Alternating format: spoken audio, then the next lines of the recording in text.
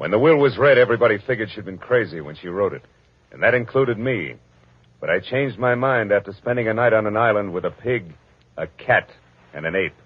Because in reality, they were people. From the pen of Raymond Chandler, outstanding author of crime fiction, comes his most famous character as CBS presents The Adventures of Philip Marlowe.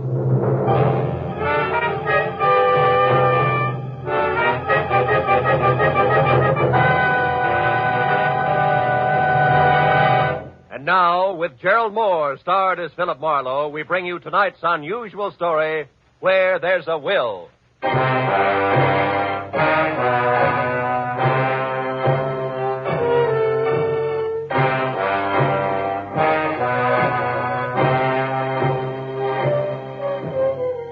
I had spent the whole day on a noisy job which had concerned itself with a lot of people who talked a lot and said nothing.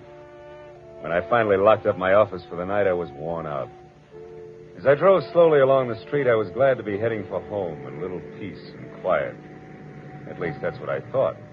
But when I pulled up for a full stop sign, only a half a block from my apartment, something happened which brought my little dream of peace and quiet to an end. The car door opposite me flew open and something mighty excited jumped in. I'm being followed.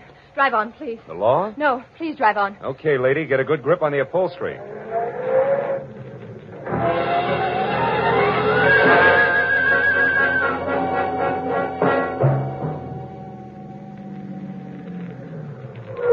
There, that ought to do it. Now, what's the... Say, you look a little pale and beautiful. I'm always pale when my heart's in my mouth. Well, then why don't you swallow once, take a deep breath, and tell me who was after you? There isn't much to tell. He was a nasty little man, that's all I know. So thanks for making like Barney Oldfield, and good night. Hey, not so fast. It's impolite to hitch and run. Look, mister, right now I'm up to my earrings in trouble, and that leaves very little time for small talk with strangers, even nice ones. Well, in that case, the name is Philip Marlowe, which takes care of the stranger part, and I'm a private detective, which makes trouble my business. Where do we go from there? No place. $300,000 worth of hidden bonds, a screwy old lady, and a sculptor with a red beard are too much for any one-man police force, Mr. Marlowe. So again, good night. Before I could say anything, she was out and gone.